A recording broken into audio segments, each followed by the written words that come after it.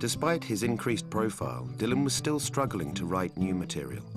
Throughout 1995 and early 96, he continued touring with several high-profile concerts, but no new compositions seemed to be emerging. Yet at the close of the year, Dylan booked time at Teatro Studios in California to begin work on a new album. With Daniel Lanois once again in charge of the record's production, Dylan was looking toward the same formula that had made Oh Mercy such a success 8 years beforehand, and together they began recording the first batch of fresh material since 1990's Under the Red Sky. The Teatro was kind of a unique studio that was in this old 1940s Mexican porn cinema, and I converted into a big studio, took out all the seats and put the studio in the center. And that became the front cover of Bob Dylan's Time Out of Mind. We were mixing the record, and Bob said to Dan, "You got a camera? You know, take a picture of me." And it's a dark place, and so that's why the front cover, it's kind of a blurry kind of shot because it's done with a long exposure, but it was handheld, so it's got a bit of a shake to it. The unique thing about that studio was it was very private. It was in a small town called Oxnard, which was a Mexican little town, and nobody really spoke English, and it was like you were in Mexico. And I think for Bob, for him to drive up there and be able to walk around the streets with no bodyguards, it was kind of like a good feeling for him that he could just kind of walk around, and it created a certain type of vibe. Yet Dylan wasn't entirely happy with the results, and in early January the sessions moved to Criteria Studios in Miami. Unusually for Dylan, who throughout his career had viewed record production as a distraction, he had a very specific sound that he was aiming to capture on this record. It became apparent to me early on the way Dylan wanted to sound. He was driving his old pickup truck up to Oxnard, and he would be listening to the radio, and he'd be able to tune into this radio station that played old blues records. And he kept on saying to me, you know, "Why do those records always sound so great?" And I said, well, it's the approach and the microphones that they used in those days. Because why can't I have a record that sounds like that? And I said, you can, you know. And so I took a kind of a 1950s approach to recording that record with old ribbon mics and tube mics and only 1 or 2 mics on the drum kit, and then his vocal sound, which is pretty unique on Time Out of Mind, which was, I would take his vocal and run it through a little kind of distortion pedal and then into a little amp, and then I would mic the amp.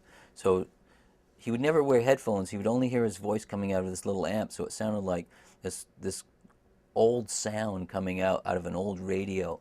And I would blend that with his clean vocal, 50-50 with the amp vocal, and that gave that presence, that his vocal sound on that record. Shadows are falling,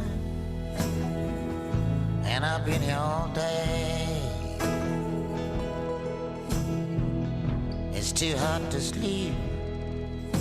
With Time Out of Mind, I think that record sounded that way, and the production techniques had those sounds because of where Daniel Lanois was at that time, just finishing a record with U2. And I feel that there's connections, and certain sounds that are on that record are related to that. A lot of records that you worked on previously kind of like blend into the next couple of records that you're working on, and the techniques that you're working on in those days. And then with Time Out of Mind, I thought that it was kind of like a new chapter and a new sound, and I was kind of going with what Bob wanted to hear. He was interested in this older sound, and I was interested in using those techniques with the old, you know, RCA ribbon microphones and old Neumann microphones, and it just has a certain sound that you don't get when you do modern recordings. And we used, it was all done on 24-track analog, and I think that has particularly a darker sound than digital music today, and it gave that record a darker sound than the Oh Mercy. Oh Mercy had kind of a very clear and kind of up-close sound, where the Time Out of Mind record was a little more mysterious, a little swampier, and I think the placement of some of the instruments being far back and then some things being close up, it's got a deeper depth of feel. It's not dark yet, getting there. Time Out of Mind is a record that I'm really proud of. I think it's a unique sound, and I think that I'm happy that it got finished. There was a time where we had left Miami Criteria, and there was a period afterwards where I thought maybe the record might not even come out. We left Criteria on an unsure kind of basis, and then after a month after that, I got a call from Bob saying, well, what do you think of the record? And I told him, I think it's great, we should finish it. And then I didn't hear from him for a while after that either. And then I got another call from him, and he said, yeah, I was playing the record for my friend in his apartment, and we got a knock at the door. And it was the guy from downstairs. And he came up and he says, what are you listening to? I got to have this record, it sounds fantastic. And his friend said, it's my friend's record, it's not available. And he goes, wow, whatever this is, I got to have it. And I think that convinced Bob to go in there and finish the record. And so then after that, we came in and did some more vocals and kind of finished mixing. Time Out of Mind would mark a turning point in Dylan's career.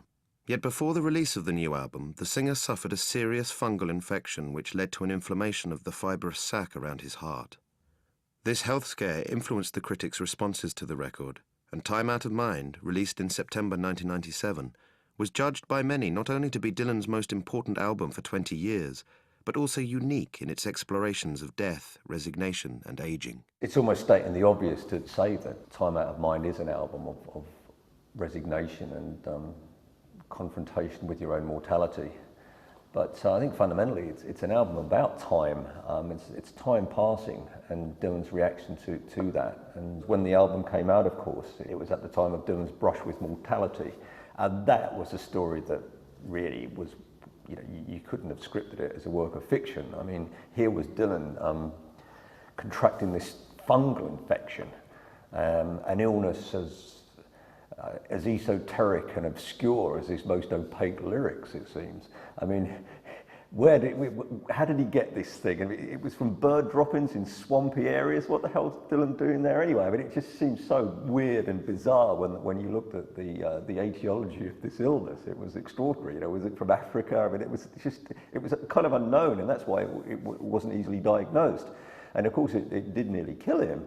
And suddenly the world, was confronted with this idea of the death of Dylan. I mean, and it was a bit like the death of a president. It was the first time people really did, I think, appreciate Dylan on a whole other level, as he would say, because he'd been confronted with his own mortality, and now the world was confronted Dylan's mortality in a way which, was extraordinary to behold. And I don't think that has gone away, and that's still there to this day. I think the whole worldview of Dylan changed in that moment.